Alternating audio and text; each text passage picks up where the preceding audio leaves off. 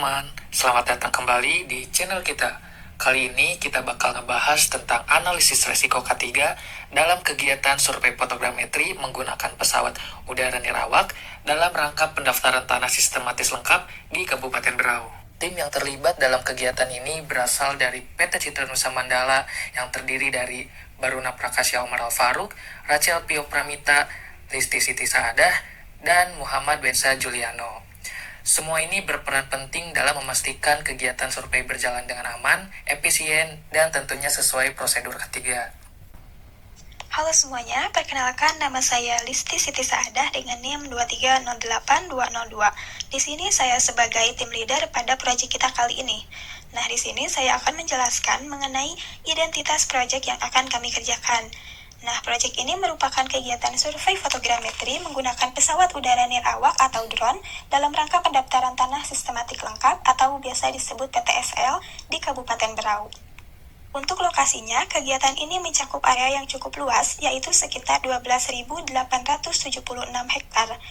Wilayah kerjanya meliputi beberapa kelurahan seperti Gayam, Karangambun, Bugis, Tanjung Redep, Gunung Panjang, Saibedungun, Rinding, Teluk Buyur, dan Gunung Tabur. Kegiatan ini dilaksanakan oleh Satuan Kerja Kantor Pertanahan Kabupaten Berau di bawah Kementerian Agraria dan Tata Ruang dengan pejabat pembuat komitmen Mas Ronata Sitangang SH sebagai penanggung jawabnya. Untuk sumber dananya sendiri berasal dari DIPA Kantor Pertanahan Kabupaten Berau dengan total nilai pekerjaan sebesar 383 juta termasuk dengan PPN. Tujuan utama dari proyek ini adalah untuk menyediakan peta foto hasil pemotretan udara menggunakan drone yang akan digunakan dalam kegiatan PTSL. Jadi, dari kegiatan ini diharapkan kita memperoleh data spasial yang akurat dan mendukung proses pendaftaran tanah secara sistematis di wilayah Kabupaten Berau. Adapun hasil akhir yang akan diperoleh berupa mosaik ortofoto gabungan dan mosaik ortofoto grid LM116, serta laporan akhir hasil survei fotogrametri. Pelaksanaan proyek ini direncanakan berlangsung selama 42 hari, kalender di tahun 2025. Nah, di sini juga ditampilkan batas atau area kajian pada proyek kita kali ini.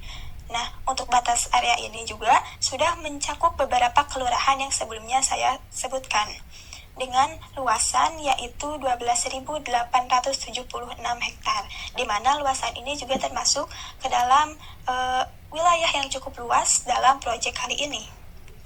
Oleh karena itu, pada proyek kita kali ini diperlukan perencanaan yang matang. Tidak hanya perencanaan secara teknis, namun perencanaan dalam hal kesehatan dan keselamatan kerjanya pun perlu diperhatikan. Saya Rahel Pio Pramita dengan NIM 2306972 akan menjelaskan mengenai pengertian HIRADC.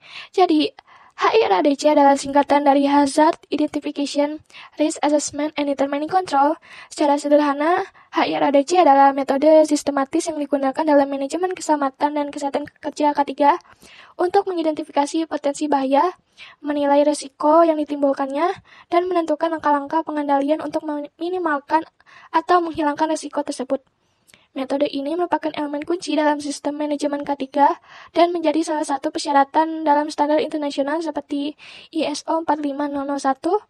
Tujuan utama dari HIRADC adalah menciptakan lingkungan kerja yang aman dan sehat dengan mencegah terjadinya kecelakaan kerja dan penyakit akibat kerja. 3 tahapan utama dalam HIRADC adalah, yang pertama adalah kita harus mengidentifikasi bahaya atau hazard identification. Tahap pertama ini kita mengidentifikasi semua sumber potensi bahaya yang ada di tempat kerja. Dalam proyek fotogrametri terdiri dari 3 macam bahaya, yaitu pertama bahaya fisik yang termasuk kebisingan, suhu ekstrim, lantai licin, medan terjal, dan peralatan berat. Yang kedua adalah bahaya ergonomi, yaitu postur kerja yang salah, gerakan yang berulang. Yang terakhir adalah bahaya psikososial, yaitu stres kerja, intimidasi, dan beban kerja yang berlebih. Selanjutnya kita memasuki bagian kedua dari HIRADC adalah penilaian risiko atau risk assessment. Setelah semua potensi bahaya teridentifikasi, tahap selanjutnya adalah menilai tingkat risiko dari setiap bahaya tersebut. Penilaian ini dilakukan dengan menganalisis 2 faktor utama. Yang pertama adalah likelihood atau kemungkinan, dan yang kedua adalah severity atau keparahan. Likelihood atau kemungkinan adalah peluang atau probabilitas suatu resiko akan terjadi dalam periode waktu tertentu. Sama seperti severity, likelihood terbagi menjadi 5 tingkatan, yaitu yang pertama adalah rare atau sangat jarang. Risiko ini hanya terjadi dalam keadaan tertentu. Yang kedua adalah unlikely atau jarang. Risiko ini jarang terjadi. Lalu yang level 3 adalah possible atau bisa terjadi. Risiko ini bisa terjadi sewaktu-waktu. Yang keempat adalah likely atau mungkin terjadi. Risiko ini mungkin terjadi dalam berbagai kondisi. Yang kelima adalah almost certain atau hampir selalu terjadi. Risiko ini diperkirakan akan terjadi dalam banyak kondisi. Selanjutnya adalah severity atau tingkat keparahan. Severity atau tingkat keparahan mengacu pada besarnya dampak atau konsekuensi kerusakan yang dapat terjadi jika suatu risiko benar-benar terjadi. Sama seperti likelihood, severity dikategorikan dalam 5 tingkatan. Yang pertama adalah insignificant atau negligible, yaitu sangat rendah. Bagian ini tidak mengganggu proses pekerjaan, tidak ada cedera dan kerugian finansial kecil, yaitu kurang dari 100.000. Level kedua adalah minor atau rendah. Di level ini menyebabkan cedera ringan yang mungkin memerlukan P3K. Yang level 3 adalah moderate, serius, atau sedang. Dalam level ini kita membutuhkan perawatan medis, mengganggu pekerjaan, dan menyebabkan kerugian finansial yang cukup besar, yaitu kurang dari 10 juta. Di level keempat adalah major atau besar. Di level ini dapat menyebabkan dampak signifikan seperti kehilangan hari kerja, cacat permanen, sebagian, dan kerusakan lingkungan sedang, serta kerugian finansial yang besar, yaitu kurang dari 50 juta. Dan yang level kelima atau level terakhir yaitu katastrofik atau sangat besar. Di level ini dapat mengakibatkan konsekuensi paling serius seperti kematian, cacat permanen, kerusakan lingkungan yang parah, hingga kerugian finansial yang sangat besar yaitu lebih dari 50 juta. Hasil analisis kedua faktor ini kemudian dipetakan ke dalam matriks resiko untuk menentukan tingkat resiko. Di dalam matriks resiko ini terdiri dari yang pertama adalah resiko rendah atau low, lalu kedua adalah resiko sedang atau moderate, lalu yang keempat adalah resiko tinggi atau high, lalu yang keempat adalah resiko ekstrim. Dari keempat resiko ini kita jadi tahu bahwa rendah itu pengendalian resikonya kita perlu aturan, prosedur atau rambu, lalu sedang ini perlu tindakan langsung, dan yang tinggi ini perlu perencanaan pengendalian. Lalu yang kelima adalah kita perlu perhatian dari manajemen atas. Lalu kita memasuki tahap terakhir dari HIRADC, yaitu penentuan pengendalian atau determining control. Tahap terakhir ini kita menentukan dan menerapkan langkah-langkah pengendalian untuk mengurangi atau menghilangkan risiko yang telah dinilai, terutama yang masuk dalam kategori tinggi dan ekstrim. Pengendalian ini diterapkan berdasarkan hierarki kontrol.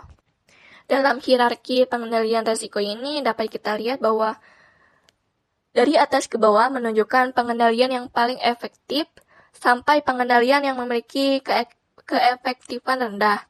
Dari yang lebar yaitu eliminasi hingga mengerucut seperti di APD yaitu paling tidak efektif. Di bagian teratas yang paling lebar atau yang paling efektif yaitu eliminasi. Di eliminasi ini kita dapat menghilangkan sumber bahaya sepenuhnya. Lalu yang kedua adalah substitusi, yaitu dengan mengganti sumber bahaya dengan yang lebih aman. Yang ketiga adalah rekayasa teknik. Kita dapat melakukan modifikasi pada peralatan atau lingkungan kerja untuk mengurangi paparan bahaya. Lalu selanjutnya adalah pengendalian administratif, yaitu dengan membuat prosedur kerja yang aman, memberikan pelatihan, dan memasang rambu-rambu peringatan. Lalu yang paling bagian bawah atau bagian yang tidak efektif adalah APD. Di alat pelindung diri ini, kita dapat menyediakan dan memastikan penggunaan APD seperti helm, kacamata, atau sarung tangan sebagai lapisan pertahanan terakhir. Selanjutnya adalah contoh identifikasi bahaya dan pengendalian risiko di tahap persiapan dan perencanaan proyek. Di tahap ini kita dapat sering temuin bahayanya, itu di dalam ruangan atau pekerjaan-pekerjaan yang dapat dilakukan dalam ruangan, seperti di dalam kantor. Yang pertama adalah kelelahan mata. Kelelahan mata ini dapat kita kategorikan bahayanya, yaitu bahaya fisik dan bahaya ergonomis. Bahaya fisiknya itu dapat mengakibatkan mata kita lelah, dan bahaya ergonomisnya itu karena kita bekerja secara berlebihan dengan menatap layar monitor secara terus-menerus sehingga mengakibatkan mata kita menjadi merah, dan artinya itu adalah mata kita sudah lelah. Nah, untuk kelelahan mata itu sendiri dapat kita kategorikan ke dalam likelihood atau kemungkinan terjadinya, yaitu level 3, yaitu possible atau bisa terjadi. Risiko ini bisa terjadi sewaktu-waktu. Dan dalam severity atau tingkat keparahannya ini, kelelahan mata itu masuk ke dalam level 2, yaitu minor atau rendah, yang dapat menyebabkan cedera ringan yang mungkin memerlukan P3K. Untuk mata merah ini dapat kita obati gitu dengan obat mata itu sendiri. Tingkat resiko dari kelelahan mata itu sendiri yaitu resikonya sedang.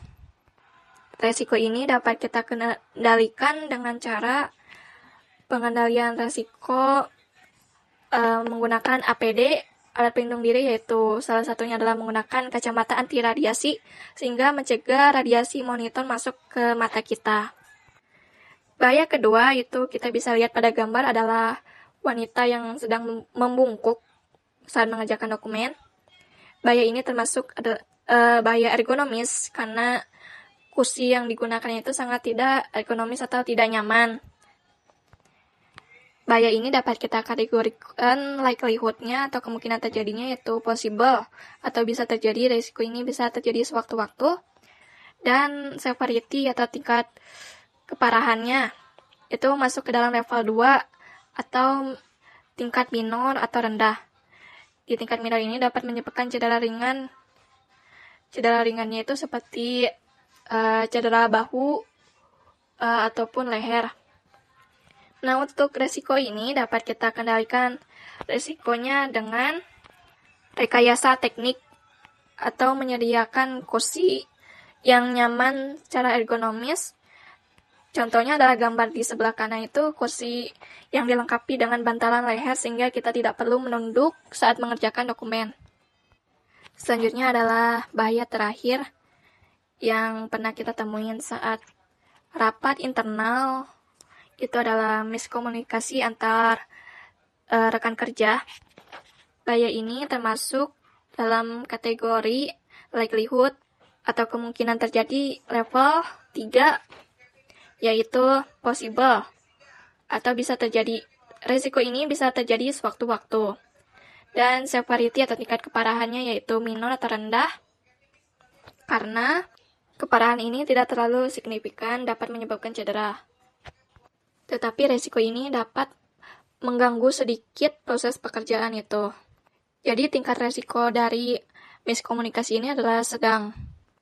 Risiko ini dapat kita kendalikan risikonya dengan cara pengendalian administratif, yaitu mencatat notulensi rapat ataupun hasil diskusi sehingga dapat mengurangi miskomunikasi antar sesama rekan kerja. Selanjutnya adalah bahaya yang terjadi saat pelaksanaan survei lapangan. Yang pertama adalah drone yang jatuh mengenai tanah yang bercampur dengan air. Bahaya ini termasuk bahaya fisik karena drone ini dapat rusak. Drone ini jatuh saat sedang musim hujan atau saat sedang hujan. Jadi air hujan itu mengenai sistem drone-nya sehingga drone itu error atau hilang sinyal dan jatuh secara mendadak. Bahaya ini dapat kita kategorikan likelihood-nya yaitu level 3, possible atau bisa terjadi. Resiko ini bisa terjadi sewaktu-waktu. Dan severity atau tingkat keparahannya yaitu catastrophic, yaitu sangat besar karena mengakibatkan konsekuensi paling serius seperti kerusakan drone-nya yang parah hingga menyebabkan kerugian finansial yang sangat besar. Maka resiko dari drone yang jatuh ini resiko tinggi. Untuk resiko ini dapat kita kendalikan resikonya dengan cara eliminasi, yaitu di gambar tersebut kita dapat melihat bahwa surveyor sedang mengecek ramalan cuaca. Ramalan cuaca ini kita perlu perhatikan sebelum terjadinya penerbangan sehingga kita dapat menyesuaikan waktu efektif untuk penerbangan dan kapan kita harus berhenti untuk melakukan penerbangan. Lalu pengendalian risiko substitusi, yaitu dengan memindahkan lokasi take off dari tanah yang penuh dengan air tersebut ke area yang lebih aman, area yang lebih bersih. Dan pengendalian risiko seperti rekayasa teknik, yaitu dengan mengatur ketinggian aman dan sistem return to home yang aktif. Tetapi pengendalian risiko yang paling utama yaitu dengan eliminasi, yaitu mengecek ramalan cuaca sebelum melakukan penerbangan. Selanjutnya adalah bahaya yang terjadi saat pelaksanaan survei lapangan kedua, yaitu drone yang jatuh mengenai kepala seseorang. Bahaya ini termasuk bahaya fisik karena drone ini dapat rusak parah, terkena benturan, dan kepala surveyor yang ada dalam gambar tersebut itu cedera. Kalau dari gambar ini kita bisa lihat bahwa kepala surveyor tersebut mengalami pendarahan yang keluar dari pelipisnya, sehingga membutuhkan pengobatan P3K. Bahaya ini kita kategorikan likelihood-nya yaitu bisa terjadi, risiko ini itu bisa terjadi sewaktu-waktu, level 3 yaitu possible. Dan severity atau tingkat keparahannya itu katastrofik atau sangat besar, karena mengakibatkan konsekuensi paling serius, seperti kerusakan drone-nya itu yang parah, karena dapat menyebabkan kerugian finansial yang sangat besar. Jadi risiko dari drone yang jatuh mengenai kepala seseorang ini, risikonya itu tinggi. Dapat kita kendalikan risikonya itu dengan dua cara, yaitu mengenakan APD secara lengkap, dimulai dari helm, rompi, dan sepatu. Helm ini berfungsi untuk melindungi kepala kita terkena benturan. Salah satunya yaitu benturan dari drone tersebut. Yang kedua adalah rekayasa teknik dengan menyediakan helipad atau tempat pendaratan bagi drone tersebut. Dengan adanya helipad ini dapat mengurangi risiko drone itu jatuh atau rusak parah, karena jika adanya helipad ini drone itu akan mendarat secara perlahan dan mencegah kotoran atau debu yang masuk ke dalam lensa kamera tersebut. Bahaya ketiga yang terjadi saat pelaksanaan survei lapangan adalah surveyor yang membawa peralatan berat seperti menggendong statif di bahu dan membawa kotak alat yang berisi GPS, geodetik, ataupun drone. Bahaya ini termasuk bahaya fisik dan bahaya ergonomis.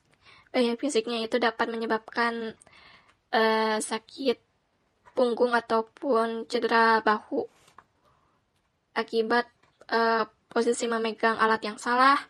Jika dilihat dari sini itu posisi memegang statifnya itu salah, karena hanya ditenteng di atas bahu. Harusnya kita sampirkan dengan ada tali yang menempel di statif tersebut, kita sampirkan di bahu.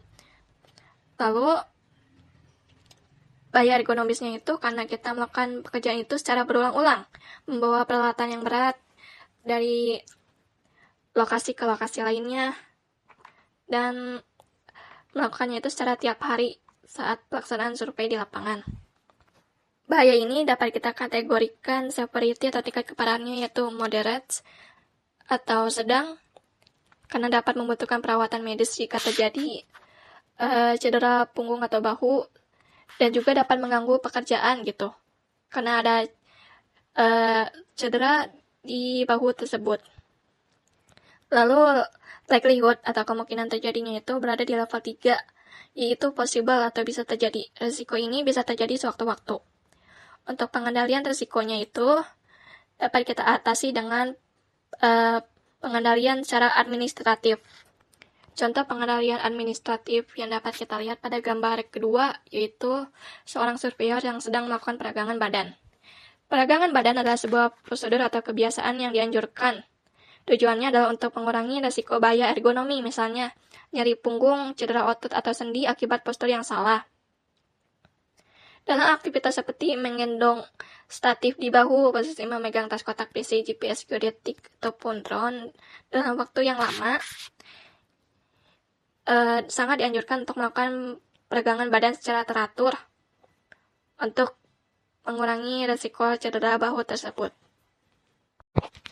Bahaya terakhir yang terjadi saat pelaksanaan survei lapangan fotogrametri adalah dilihat dari gambar pertama itu surveyor sedang menggaruk-garuk kepalanya di samping primark yang sudah terpasang, karena surveyor itu bingung apa yang harus dia lakukan selanjutnya.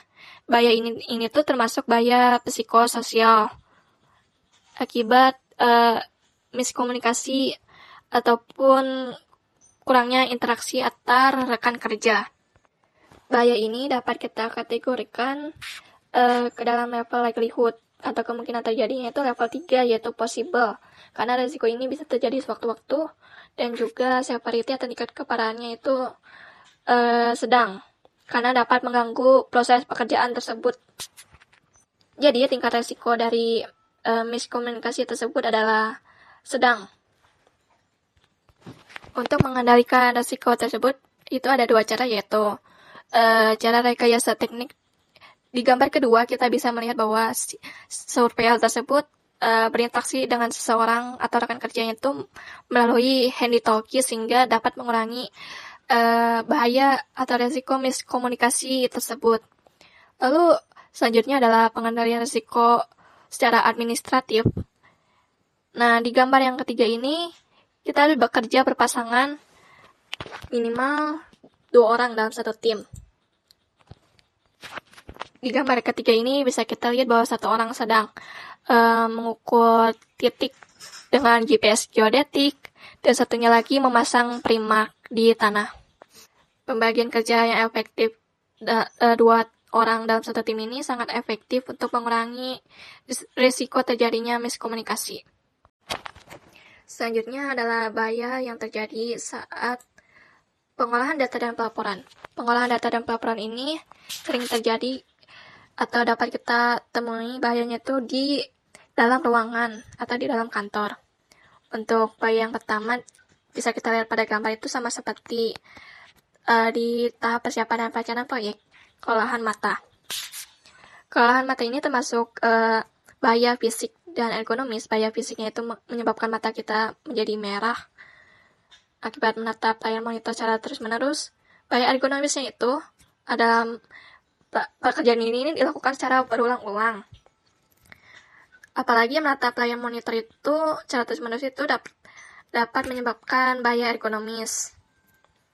Bahaya ini dapat kita kategorikan likelihood-nya itu level 3, yaitu possible. Resiko ini bisa terjadi sewaktu-waktu, dan severity tingkat keparahannya itu minor atau rendah, yaitu menyebabkan cedera ringan yang mungkin memerlukan P3K. Untuk mata yang merah ini dapat kita obati dengan obat mata atau insto. Dan juga pengendalian resikonya ini dapat kita lakukan dengan alat pelindung diri atau APD dengan menggunakan kacamata anti radiasi yang berfungsi mencegah paparan radiasi monitor secara langsung. Bahaya kedua selanjutnya adalah bisa kita lihat pada gambar adalah posisi wanita yang sedang membungkuk mengerjakan dokumen.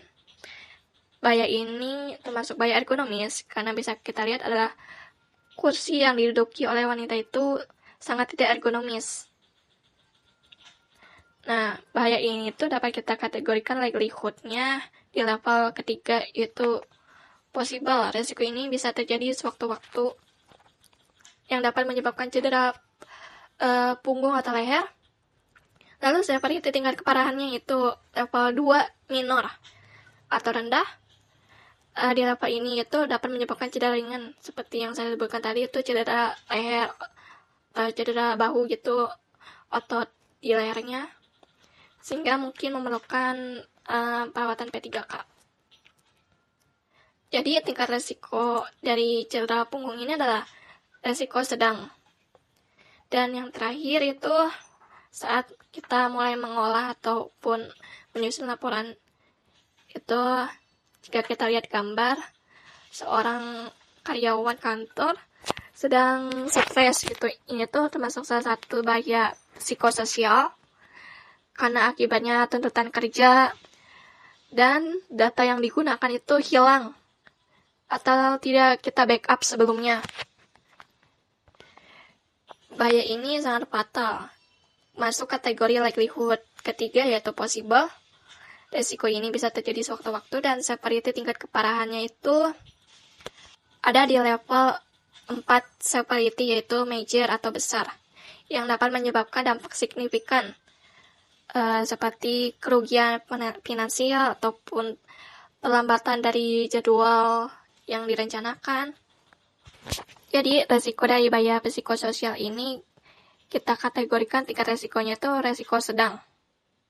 Resiko ini dapat kita kendalikan pada gambar sebelahnya, yaitu seorang laki-laki yang sudah menyiapkan SSD untuk membackup data. Pengendalian resiko ini termasuk pengendalian rekayasa teknik, sehingga data-data yang sudah diolah itu dapat kita backup dan dapat mengurangi resiko kegagalan dalam mengunduh data, ataupun jika datanya korup gitu, kita masih punya file backupnya di SSD tersebut. Nama saya Baruna Prakasya dengan NIM 2310317. Di sini saya akan menjelaskan analisis penyebab dan konsekuensi dari proyek fotogrametri. Yang pertama, ada persiapan dan perencanaan proyek. Pada tahap ini, resiko utama muncul dari aktivitas di kantor seperti duduk lama di depan komputer, radiasi layar monitor, dan tekanan waktu. Hal ini bisa menyebabkan kelelahan mata, nyeri punggung, stres, dan salah tafsir dokumen. Masalah komunikasi juga sering muncul saat rapat kick-off dan pembagian tugas, yang bisa menimbulkan konflik dan penurunan produktivitas. Dalam perencanaan misi udara, resiko berasal dari tekanan akurasi dan logistik terbatas. Kesalahan kecil saat menghitung GSD atau merancang jalur terbang bisa membuat misi gagal atau drone rusak.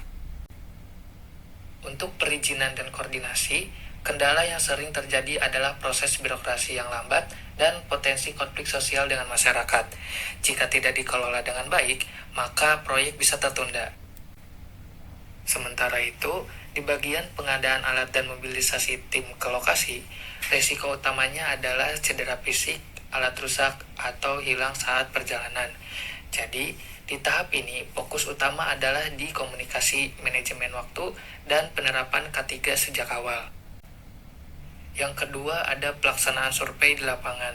Masuk ke tahap lapangan, resiko utama adalah dari kondisi cuaca, tekanan waktu, dan faktor keselamatan kerja. Pada pra-penerbangan, stres sering muncul karena peralatan rusak, sinyal lemah, atau cuaca yang buruk. Cedera ini juga bisa terjadi akibat baling-baling drone. Dalam pemasangan dan pengukuran GCP serta ICP, tantangannya adalah seperti medan berat, panas terik, dehidrasi, dan tuntutan akurasi tinggi. Kesalahan di sini bisa memengaruhi hasil peta secara keseluruhan. Selama operasi penerbangan, risiko paling besar adalah drone crash, kehilangan sinyal, atau cuaca ekstrim. Hal ini bisa mengakibatkan kerugian aset dan keterlambatan jadwal. Selain itu, backup data harian juga penting, karena kegagalan penyimpanan atau transfer dapat menyebabkan hilangnya data hasil survei.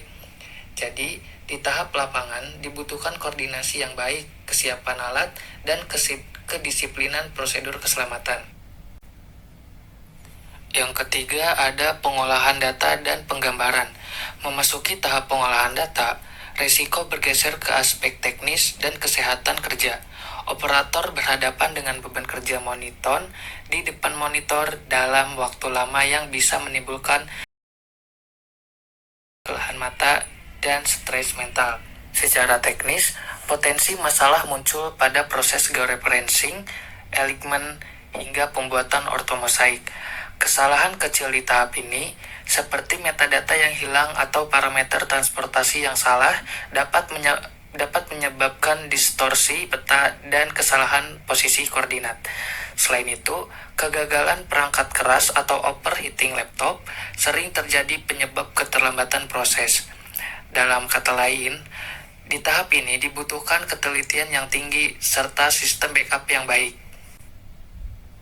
Yang terakhir merupakan pelaporan dan penyerahan proyek. Tahap terakhir adalah penyusunan laporan, finalisasi produk, dan penyerahan ke pihak pengguna. Resiko utama di sini bersumber dari tekanan deadline, tuntutan akurasi, serta pekerjaan yang repetitif. Kesalahan kecil seperti typo koordinat, ketidaksesuaian format laporan, atau ketidaklengkapan dokumen SLA bisa menunda proses serah terima dan pembayaran proyek. Selain itu, pada tahap presentasi hasil ke klien, faktor psikologis seperti kecemasan berbicara di depan umum dapat mempengaruhi kesan profesional tim. Dan terakhir, dalam demobilisasi, kesalahan perjalanan dan risiko kehilangan peralatan tetap harus diwaspadai.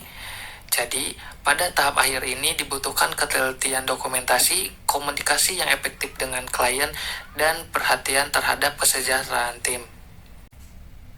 Selanjutnya, saya akan menjelaskan mengenai rencana mitigasi resiko dalam pelaksanaan proyek survei fotogrametri ini. Rencana mitigasi disusun untuk mengidentifikasi berbagai potensi bahaya yang mungkin muncul selama kegiatan berlangsung, baik dari aspek fisik, ergonomi, maupun psikososial, dan juga bagaimana langkah pengendalian yang dilakukan agar risiko tersebut bisa diminimalkan. Sebagai contoh, pada tahap inisiasi proyek dan administrasi, beberapa potensi bahaya yang teridentifikasi antara lain radiasi layar monitor, suhu ruangan yang tidak nyaman, serta tekanan kerja akibat tenggat waktu.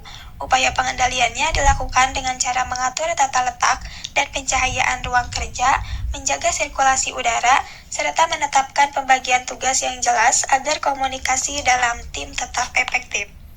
Selanjutnya, pada tahap penerimaan dan review KAK atau kontrak, resiko yang muncul cenderung bersifat ergonomi dan psikologis, seperti kelelahan mata atau stres akibat beban kerja. Mitigasi dilakukan melalui review dokumen secara bertahap, dengan waktu kerja yang terukur, serta memastikan koordinasi antar anggota tim berjalan lancar. Secara umum, seluruh pengendalian ini dikoordinasikan oleh manajer proyek dan pelaksanaannya dilakukan sejak tahap awal hingga proyek selesai. Status pelaksanaan saat ini berada pada tahap berjalan, yang berarti tindakan mitigasi telah diterapkan dan terus dipantau selama proses kegiatan berlangsung. Melalui perencanaan mitigasi ini, diharapkan pelaksanaan proyek dapat berjalan aman, efisien, dan sesuai standar keselamatan kerja. Jadi, dari semua yang sudah kita bahas, bisa kita simpulkan bahwa keselamatan dan perencanaan yang matang itu kunci utama dalam setiap kegiatan di lapangan. Terima kasih sudah menonton sampai akhir, dan sampai jumpa di pembahasan selanjutnya.